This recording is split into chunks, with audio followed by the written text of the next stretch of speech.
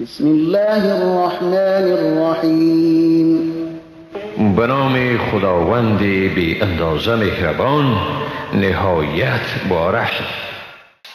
فإذا قضيتم مناسككم فاذكروا الله كذكركم آباءكم أو أشد ذكرا فمن الناس من يقول ربنا آتنا في الدنيا وما له في الآخرة من خلاق. چون مناسک خیش را به جا آوردید خدا را یاد کنید با همان گونه‌ای که در دوره جاهلیت پدران خیش را یاد می کردید، بلکه از آن هم شدیدتر. و از مردم کسی هست که می گوید خدایا بهره ما را از دنیا بدی و برای او از آخرت بهره نیست.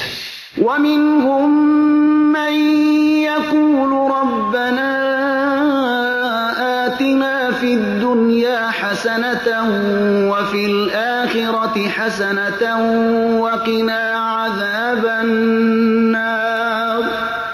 از مردم کسی هست که می گوید ای پروردگار ما برای ما در دنیا خوبی بده و در آخرت خوبی بده و ما را از عذاب دوزخ وارهان. اولئک لهم نصیب مما کسبوا والله سریع الحساب. همین هایند که از کسب خیش بهره اندوز می شوند و خداوند دارای حساب سریع است.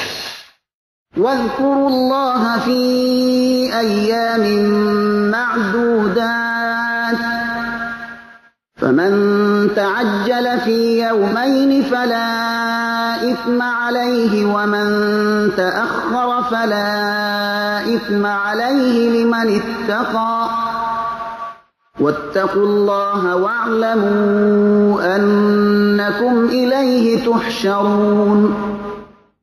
خداوند را در روزهای معین یاد کنید. کسی که شتاب کند تا در 2 روز رهسپار شود هم بر وی گناهی نیست و کسی که رفتن خیش را تأخیر کند نیز بر وی گناهی نیست برای کسانی که پرهیزگار باشند. از خدا بترسید و بدانید که شما حتما به سوی او حشر میشوید.